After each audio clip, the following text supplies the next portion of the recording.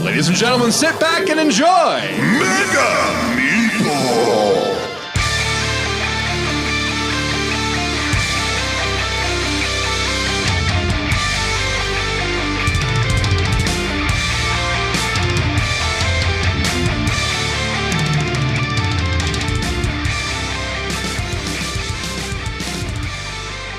Greetings and welcome to the Mega Meeple, this show all about gamers and the games that bring them together. This is episode 63, and yeah, hope everybody had fun at Gen Con.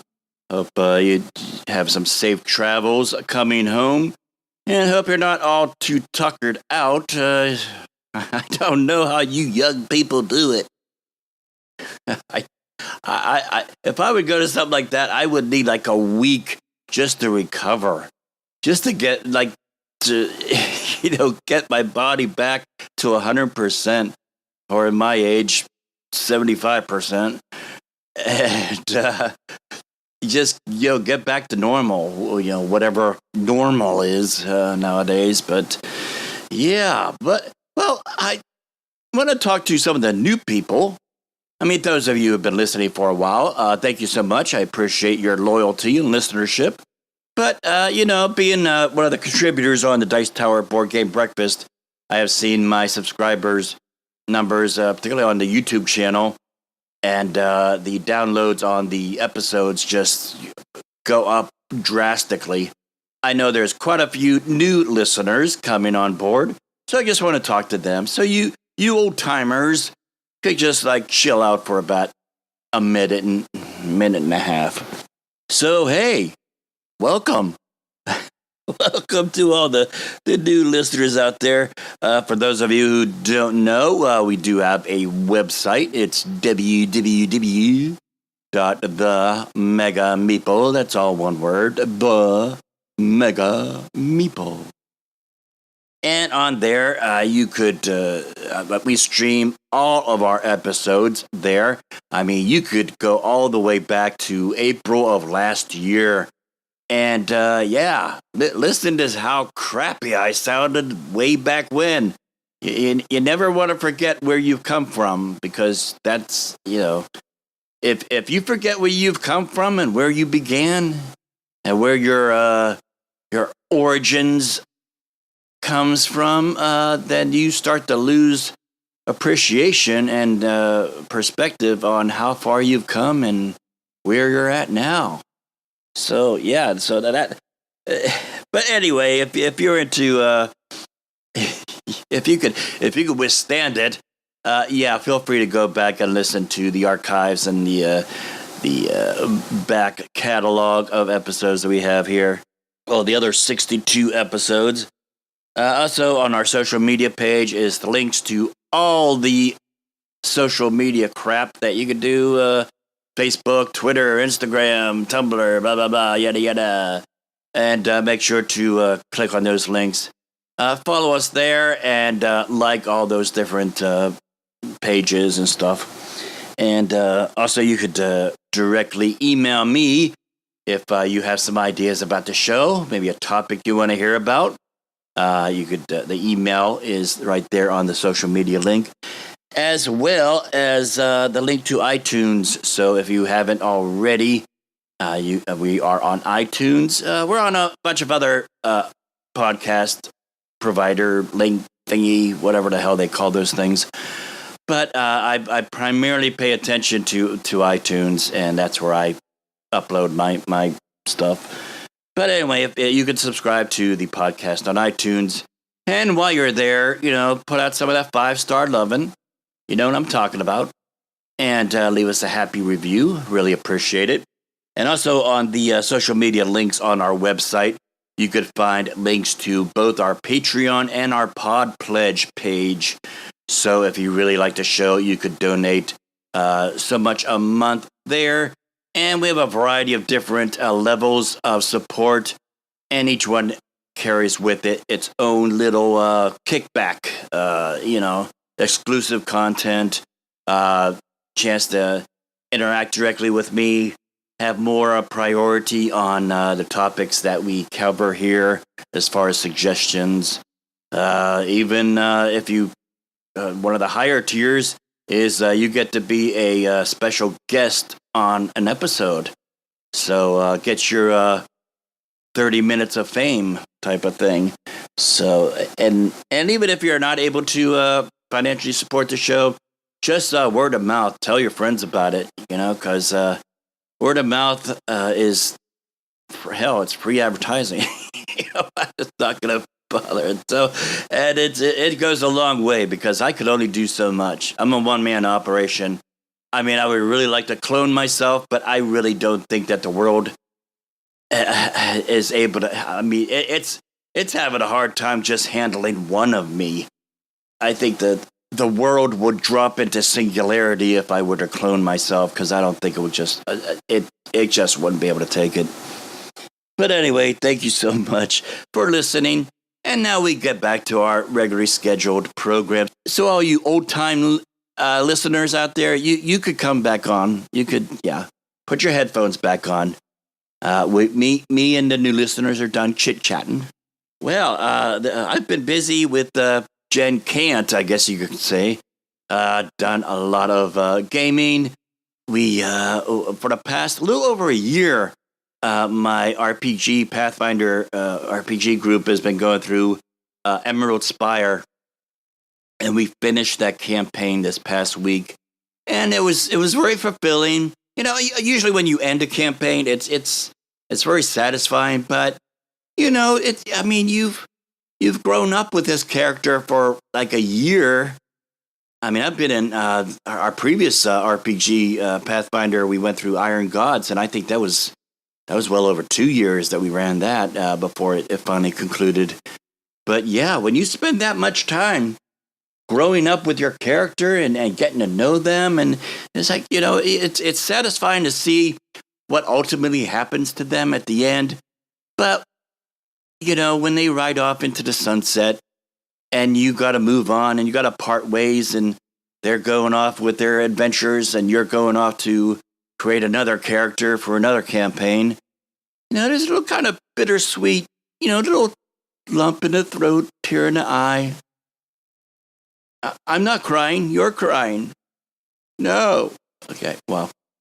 But anyway, it was a pretty neat thing of, and I got to keep our mini. It was cool. We used Legos as our minis for this campaign, and I forget the name of the company, but there's this company out there that does these fantasy type Lego figurines that you could order. You could order like a Lego of a ranger or a wizard or a rogue or something like that.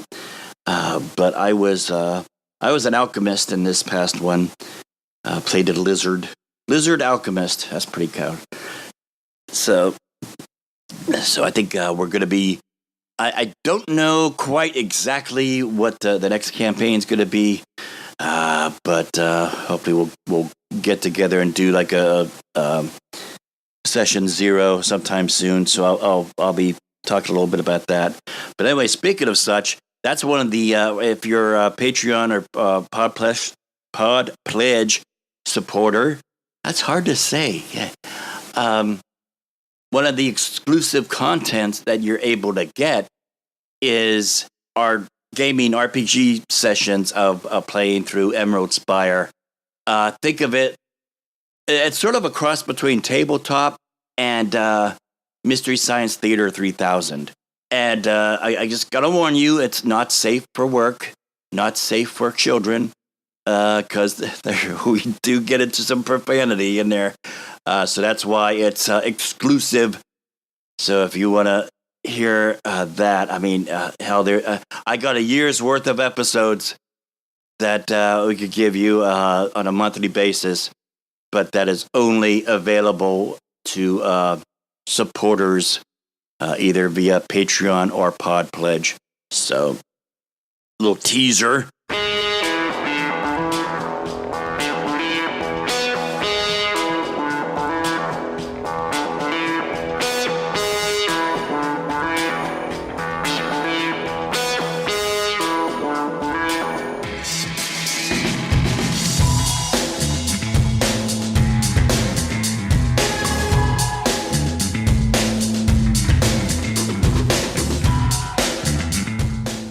after getting my copy of Everdell by Starling Games, I've just played the hell out of that game.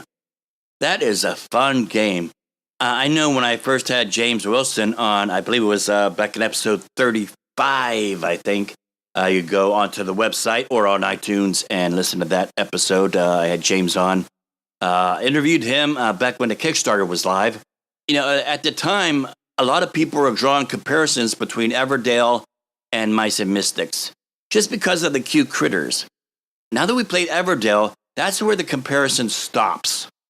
Okay, this is not Mice and Mystics. Yes, it has furry little cute critters in it, but that's it. It is a worker placement, resource management, tableau building card game. And the art on it is fantastic. It's beautiful. But don't like write this game off just because it's pretty. A lot of people think it was, it's a pretty game, so there must not be much substance to it. Yes, it's pretty to look at, but it has a lot of personality. I would say it's a total package. I will be having a review coming up on that soon. I still have one more night of playing with some other people that I have enough to do a review on. So I'll be looking for that on both the website and the video YouTube channel.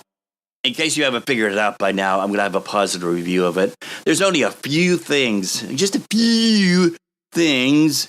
It doesn't break the game. It's not a deal breaker. It's just like one of these little, paper cut things that just stings a little bit, but does it? It does. It's not enough to draw out so much blood that it kills the game. I mean, I could tell you right off the bat, one of the things I don't care for in this, and I got the collector's edition, is those damn wooden twigs. They're nice. I mean, the components are really nice, but that's the only is the twigs. They're round and they just roll all over the place. And you're like, I mean, if you don't have like a gaming table that has a recessed play area, I mean, if you're just playing on a regular dining room table or something like that, those things are going to roll right off the table. And I don't know why. I mean, even if you look at the playthrough that James Wilson put out on YouTube, he's using the wood twig tokens that are squared. They're not round. I mean, why couldn't they have used those? I mean, they would have been just as good quality as the ones they got in the collector. But yeah, that little tiny things like that, that's the only thing. But majority of everything else that I'll be talking about in review is going to be very positive. So yeah, if you haven't already, check out Everdell. And when that game comes to your game store or available online, you need to snatch that puppy up, because those things are not going to be very easy to keep on the shelves for very long. Another game I just received was the Kickstarter version of Gearworks. This is Sudoku.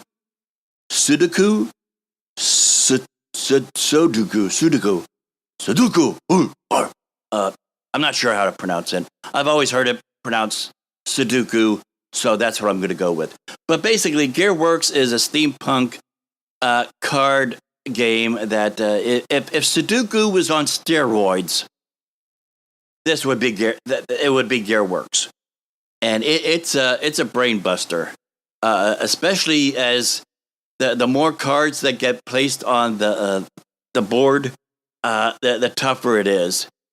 And there's a lot of hand management, card placement, but that's another thing that to be looking forward to. That's and if you're a big fan of steampunk, the theme itself would really appeal to you. But yeah, I would recommend Gearworks most definitely, and that is from Peacekeeper Games. Had Kirk and Emily Dennison on as guests on the episode. I forget what episode it is. I haven't looked it up yet, and I'm not going to stop the recorder to look it up. So yeah, just go on the website and do a search for Gearworks, and it will come up the episode for that. It wasn't too long ago. Another game that I just recently got was Rise of the Necromancers. I've yet to get that on a table. I've been too busy playing other things like Everdell and Gearworks. So stay tuned for that. And about the same time that I received Gearworks, I got an email for tracking of another Kickstarter game. And this was actually supposed to be delivered to backers in September of last year. So we will find out if it is worth the almost year wait past the estimated delivery time. And that is a game called The Children. Sort of like a 13 Ghost type thing where you're in a haunted house and you are trying to appease. There's these ghosts of children, and I think if I remember correctly, you're trying to find the toys that are associated with these specific ghosts. And if you don't appease the child ghost with their toy that they're searching for, then they become a really creepy, nasty, gnarly ghost. And if you watched any horror movies involving like children, especially child spirits and ghosts, and you know how frickin' creepy that the imagery in this game is pretty creepy, which is probably why I liked it so much and backed it. So we'll see if that was worth the almost year wait once I get that.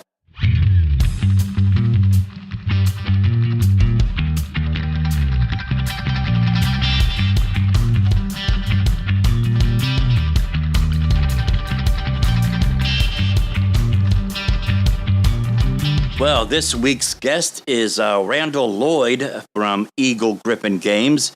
And we're going to be talking about the successful Kickstarter that is wrapping up here this coming week of Escape Plan. But first, as I said in some previous episodes, the month of August, each episode we're going to have a special guest co-host. And this episode, my co-host is Jennifer. All right, welcome back to the Mega Meeple, and as I said, probably at this point in the juncture, probably a few weeks or months ago, I started saying we were going to have some special guest co-host come on and just kind of banter back and forth. That way I'm not talking by myself to a microphone and listen to myself drone on. So we are continuing on with the guest co-host, and this week we have Jen. How you doing, Jen? Okay, and yourself? Doing good. Good. Now we got we're encompassing the entire country here. So I'm on the East Coast, you're on the West Coast. So I think between the two of us, we got it all covered. So tell us a little bit about yourself. But now this is your first time on the podcast. Just give us a little background of what kind of games you like to play, how you got into gaming, and all that, all the 2 cents of the backstory of Jen. Okay, so my parents played bridge, and I'm fairly sure my first 3-syllable word was singleton. I've always been into gaming. I cannot remember a time when I didn't want to play a game. So, I grew up with aggravation and Monopoly and that kind of stuff. But when I was 27, there was a magazine called Computer Gaming World.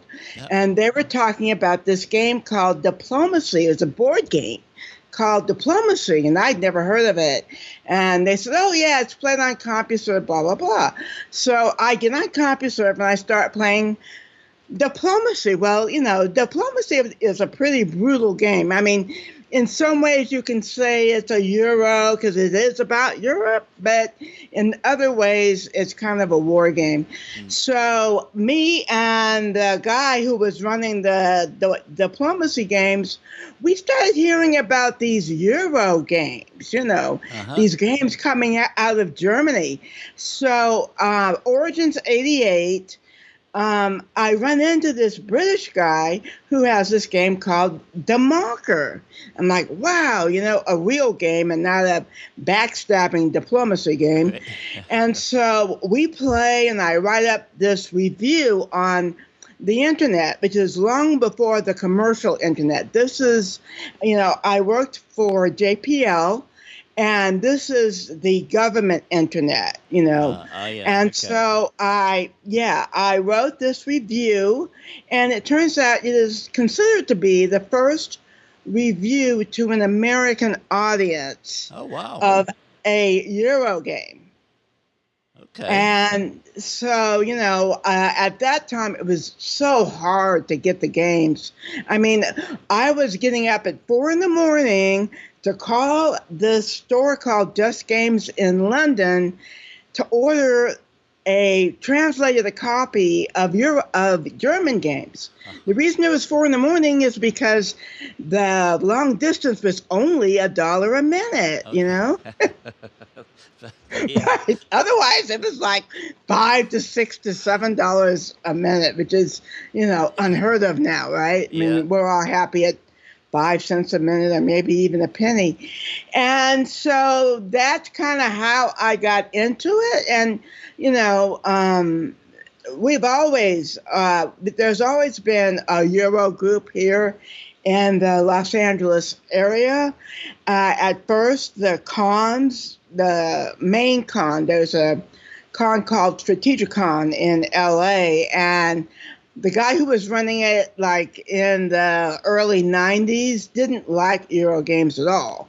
So we couldn't play him at the con really. Well, finally that guy moved on. And, ever since then, there's been tons of Euro tournaments and everything. I was fortunate enough to attend the 4th Gathering of Friends that's held by Alan Moon every year. And so I knew someone who went, and I got this invitation, and I had a wonderful time. At that time, it was like 40 people. I mean, because that's how few people knew about these games. And then, there's also, some guys like Mike Siggins and some other early Euro reviewers, and it was really an amazing time. Although, if you fast forward to now, this is an amazing time in comparison, because back in those days, we played whatever we could find, and now there's thousands of Euro games. Oh, yeah. There's like no possible way that you could ever play them all the way that we used to back in the late 80s and early 90s. In 1990, I think, Avalon Hill wanted to improve the Euro game Civilization by Francis Tresham, and he got Bruce Harper, who was working with Avalon Hill on some other projects, to create the advanced Civ game. Well, Bruce came to Rec Games Board on the internet and said, well, I'm looking for playtesters. So my then husband and I signed up, and we loved it because, in our opinion, we were able to greatly improve the playability and the accessibility of the game from what Francis Tresham had originally done, because the original game was fantastic for its time, but it did have some pretty noticeable flaws, particularly if you were trying to play it with new people. And, back in those days, I mean, an 8-hour game, oh, okay, that's fine. Yeah. That's fine. I can remember when we first got a hold of 1829, which is also a Francis Tresham game.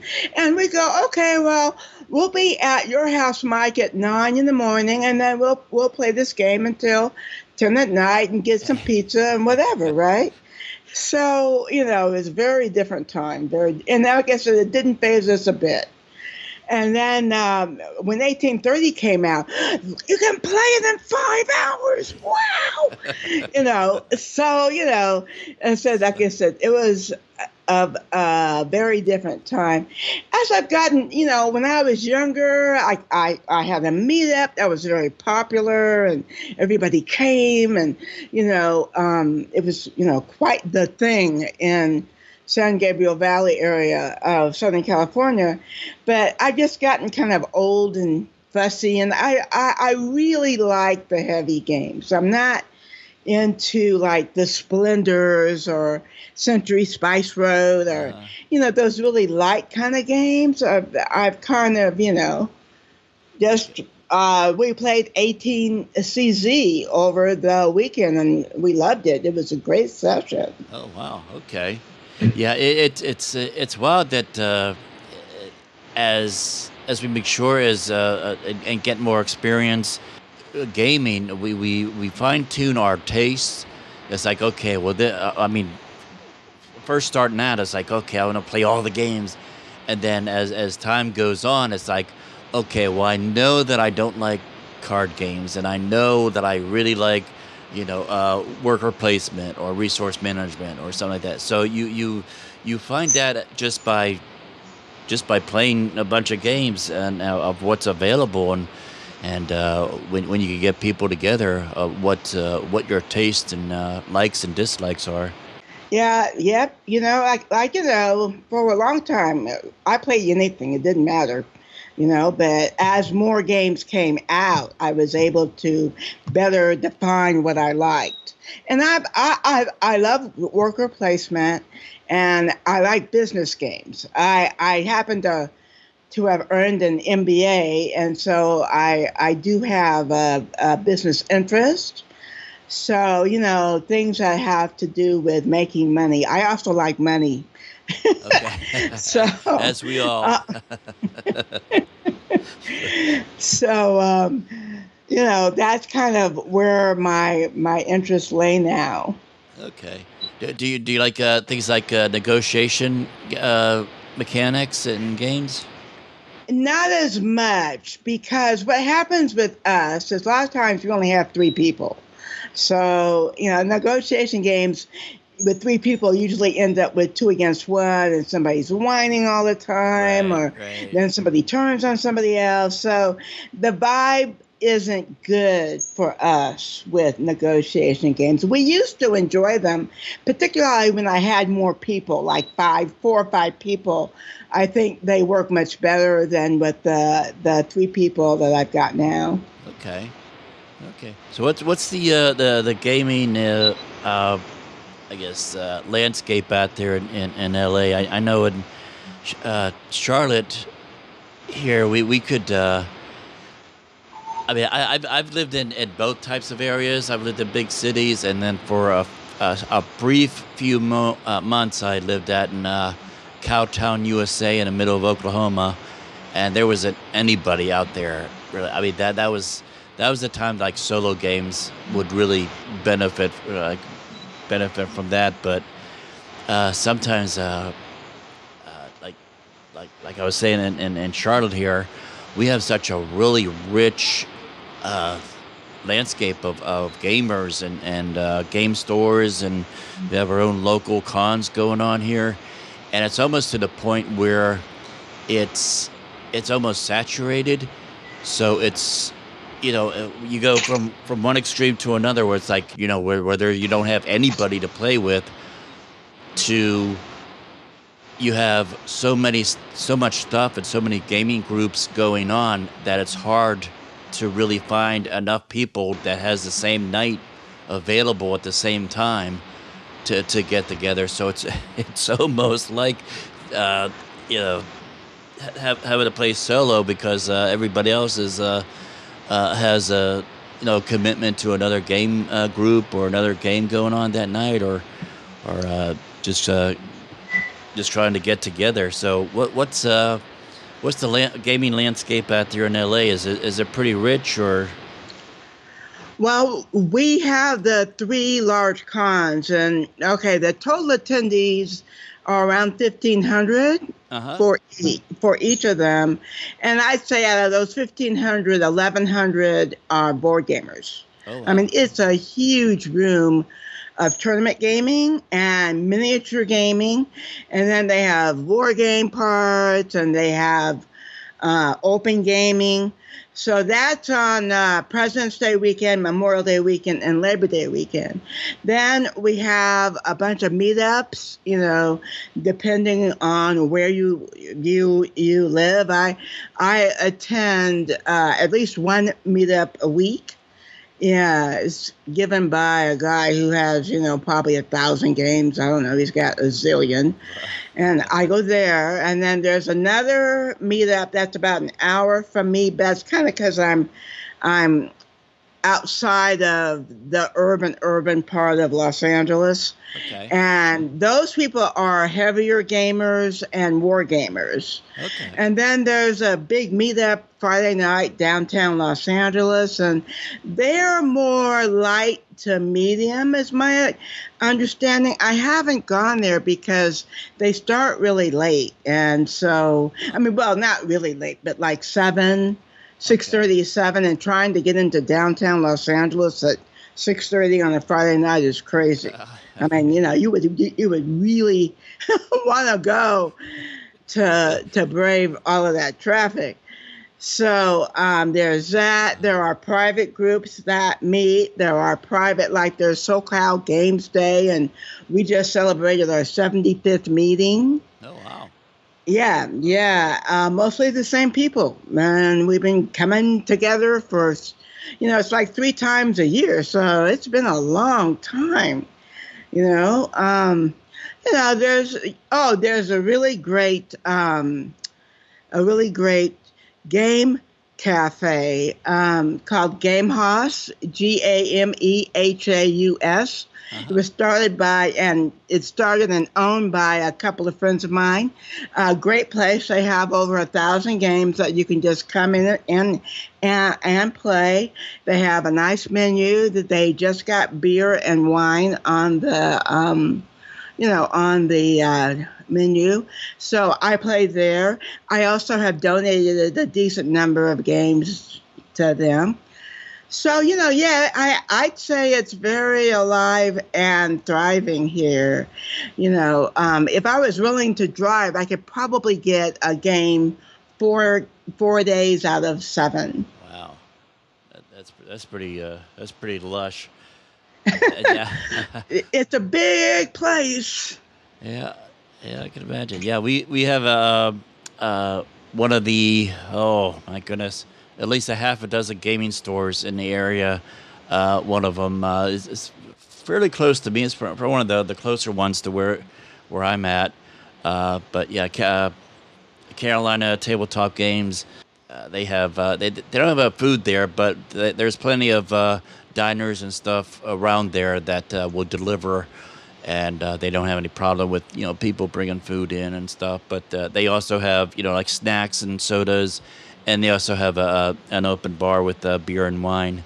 That really has become sort of like our Cheers place to go to game and drink and just enjoy meeting up with people.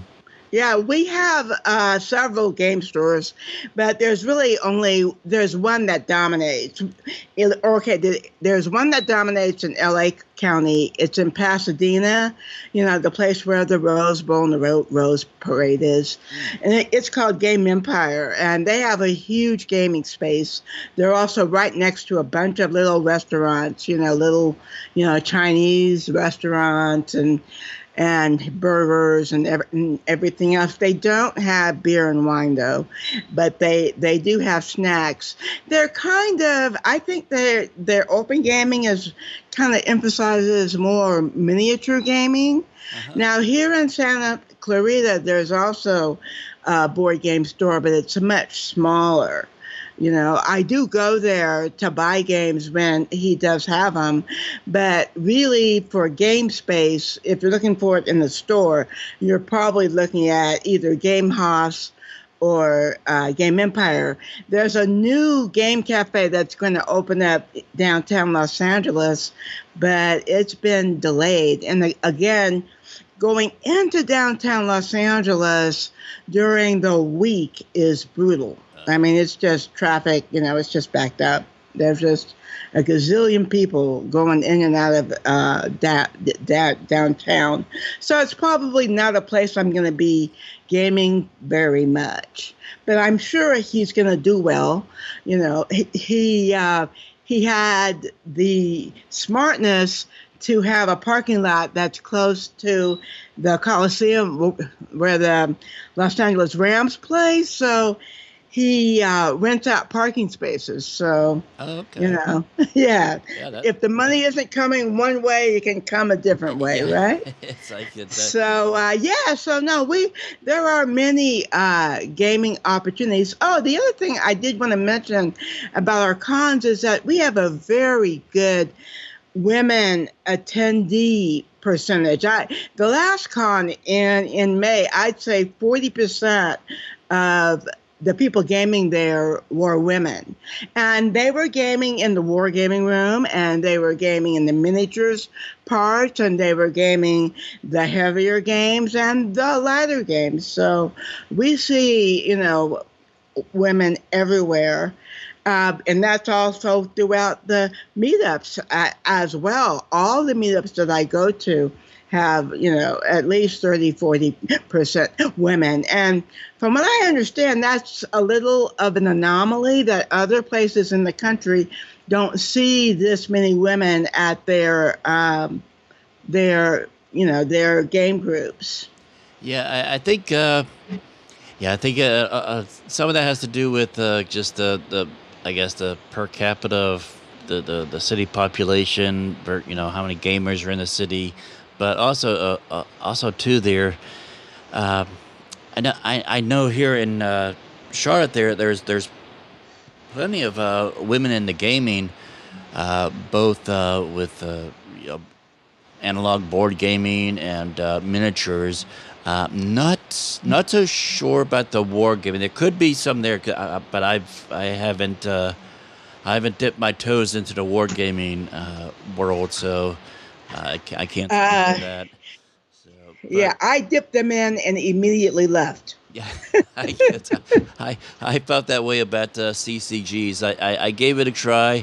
I was like, okay, this format is just not for me, and it was like, all right, I sold what I had, and all right, moving on. But oh no, we were first day of Magic. I was the first judge outside of WotC for Magic. We made probably about $25,000 selling Magic cards at the start. So no, we're, you know, but now I can't afford it. yeah, You know, I mean, God, I was looking at it, and they're talking about like $400 to $500 for one standard deck, and you're like, no, that's not happening. Yeah. I mean, nothing is worth that. Yeah, I don't. Particularly for a deck that's going to last 8 months or whatever their season is. Yeah, and until But- the new deck or cycle or something comes through, it's like it just got too much for me to stay current with it. It was like you know I have enough hoops that I have to jump through with other stuff. Right. Exactly. Now, I do play Hearthstone, and I was fortunate to be an alpha tester for Hearthstone, Okay. which is, you know, the digital CCG. And at least there is a way to play without spending any money. Of course, you're going to spend your entire life playing like that, but, you know, the way is there. Yeah, but I wanted to touch again about women in gaming. Is that for the most part about the board gaming community is just how welcoming and inclusive they are. I mean, now I have heard of instances where been less than inclusive, and I've addressed those things in other episodes. But yeah, for the most part, it's very welcoming, very inclusive, and the days I've never had a problem in the LA area, and I'm now going on 34 years of gaming here. Yeah. I also happen to be African American, and I've never had a problem with racism either. You know, Okay. everybody's been very happy to have me come and play or whatever. You know, if I walk into a room and no one knows me, but they're playing games, oh yeah, come on over. Yep. You know, no, I tell my friends, first of all, hobbies in general tend to be welcoming. You know, and the board gaming hobby, I think, is even more welcoming. You know, like I'm getting into photography and it's a little snobby there. Oh, look, your camera only does blah, blah, blah. Yeah. You know, and we don't see that in board gaming. And the best thing about board gaming, you don't have to spend a penny. Everybody's happy to have you come and play. Yep. It's like you don't have to be like the gatekeeper of a game or something like that. It's just to have everybody join in, and I mean, if they're new to the game, hey, if you're willing to teach them how to play the game, they're willing to learn. Let them play. Right, exactly. Now, at our cons, because they have so many tournaments, they now have a teaching session before all the tournaments. So if you don't know the game, then you just come to the teaching session. Okay. You know, and learn it and ask all the crazy questions that you might want to.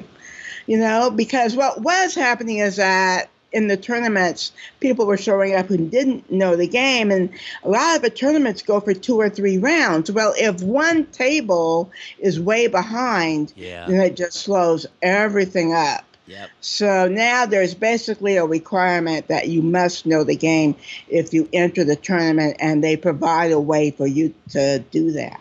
And actually, that would be a good way, number one, not only to learn the game, but number two, if you want to make an educated guess and a decision on whether or not you want to spend the time playing the tournament, it may...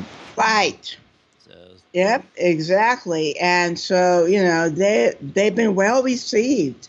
Everybody, you know, oh, yeah, okay, well, you know, there's a Power Grid tournament. People say it's a good game, and there's an hour demo. Okay, so I'll go to the demo, see what it's about, right?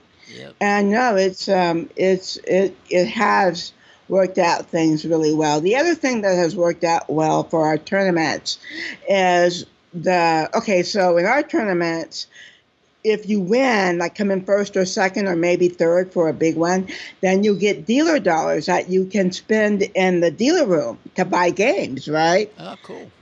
Yeah. Well, what was happening was some of the GMs at the time were allowed to win dealer dollars. Oh, okay. So we had a perception issue. Yeah. So now the GMs cannot win dealer dollars. They can win, but they can't win dealer dollars. Gotcha. Yeah, I can understand that. I know I keep kind of going back to this, but you know the whole the women in gaming. I mean, growing up, I'm fairly new in the whole board game thing, maybe a few years, but I do remember growing up where I would know couples where it was almost all across the board. It was usually the husband or the man that was into gaming, and the wife was like, "Oh no, you know, yeah, we'll let you play your games out in the garage or something like that, but you don't bring that stuff in here. You know, you keep that out of the house." And I've met so many couples since I got introduced to board gaming proper that it's both partners are into gaming, and sometimes they have their own respective game collections.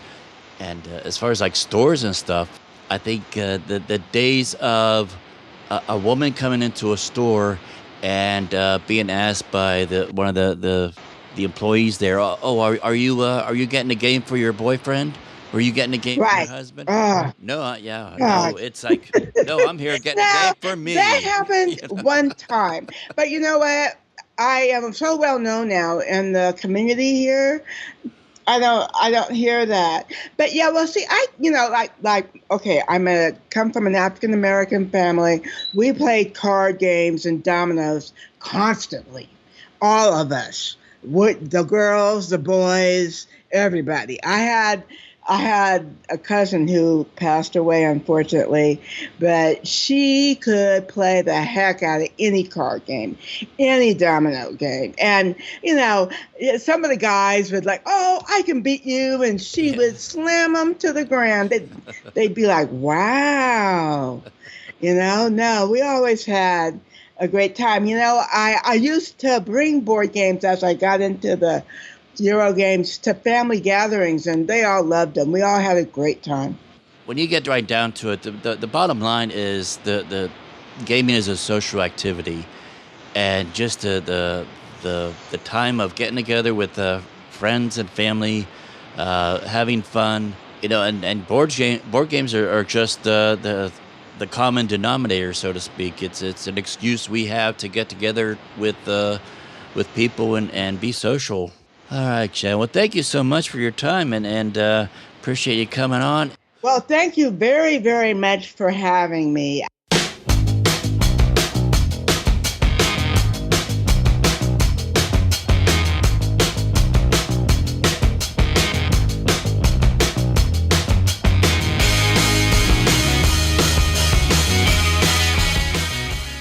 All right, welcome back to the Mega Meeple.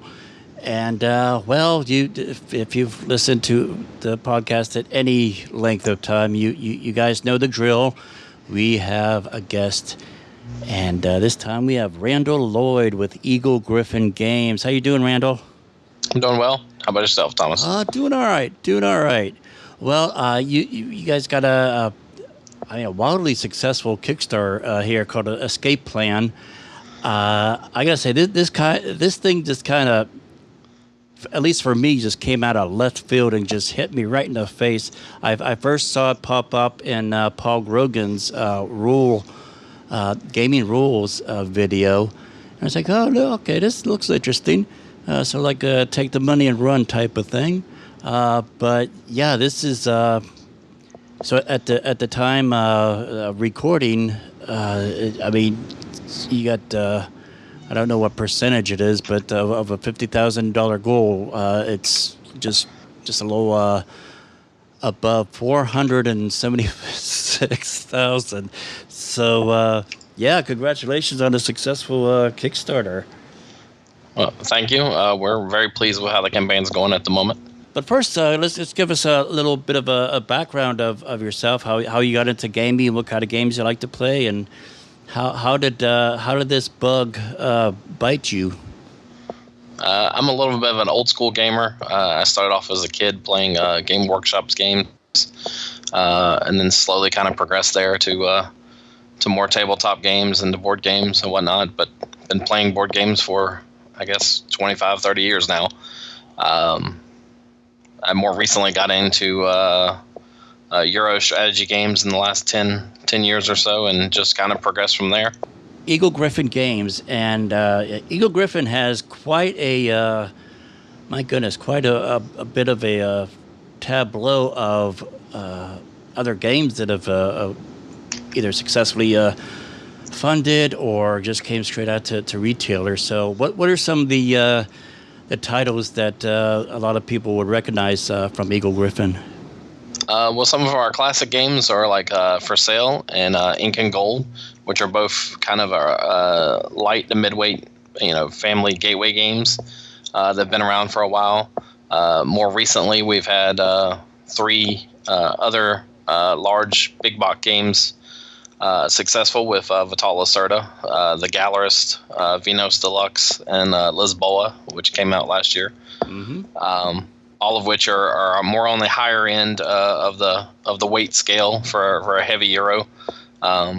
So we have games that run the gambit in between there. We published Age Empires 3 back when we were Eagle Games, and then we've had newer editions of that as well. The Railways of the World series is a game that's come out with us. Large assortment of games over the years. Okay, that's good. So, we're definitely got a definite successful track record of games that a lot of people either have on their shelves or may have seen at gaming stores all over the place. Now, specifically with the Escape Plan, I like to call this the barroom napkin question because a lot of good ideas usually start out with just a little scribble on the barroom napkin. So, what was the impetus behind Escape Plan, and how did that come about? Well, I don't know the original story as far as how it initiated, but Vital loves to design a game that incorporates the theme of the game very, very, very well, and very, very intertwined with the mechanics of the game. We know from talking with him that some of the inspiration for the game or the concept of the game was that he just really liked that heist story, and he was looking for a way to make a game out of those out of that theme that he can incorporate mechanics in that really tied in real well.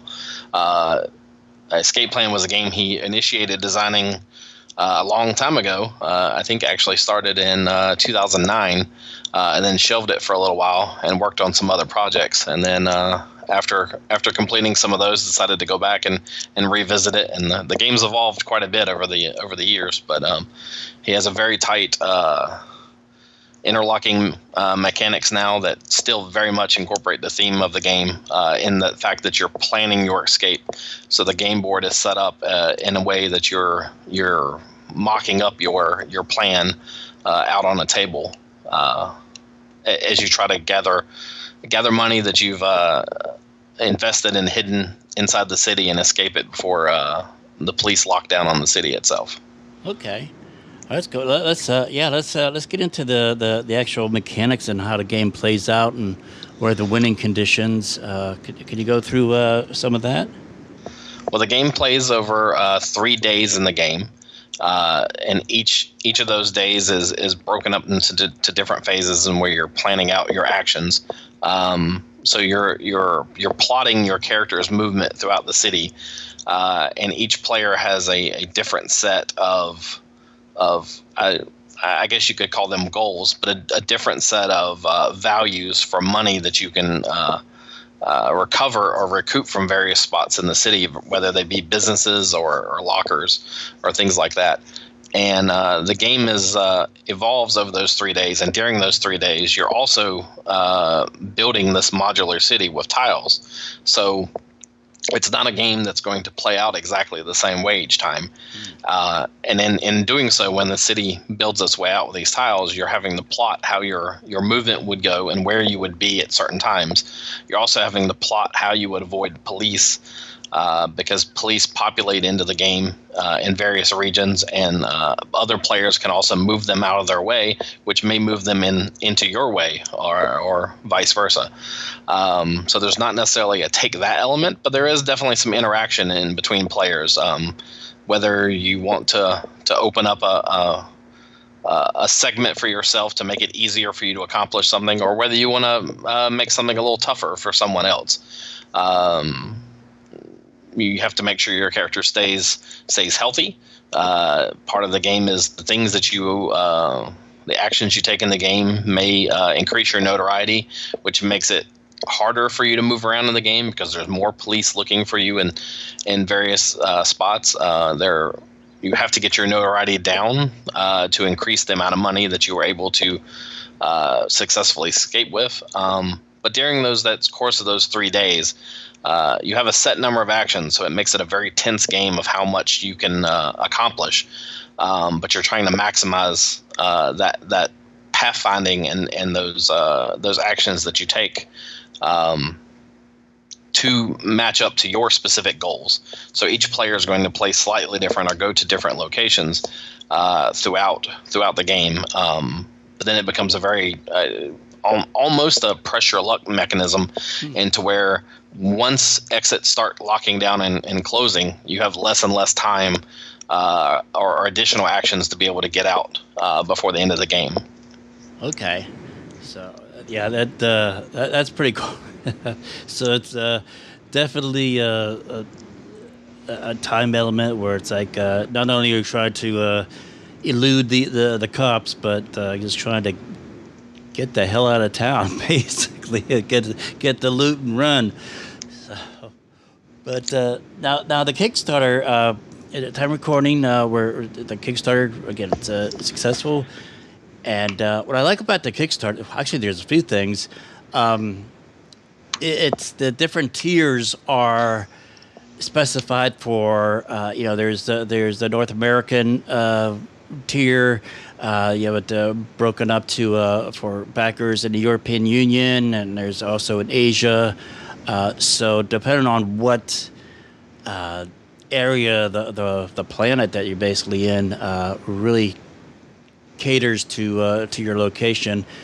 And also the cool thing is for those of us who missed out on things like Lisboa and the gallerists and stuff like that, you do have some Kickstarter backing tiers that you could get the Kickstarter edition for those games as well.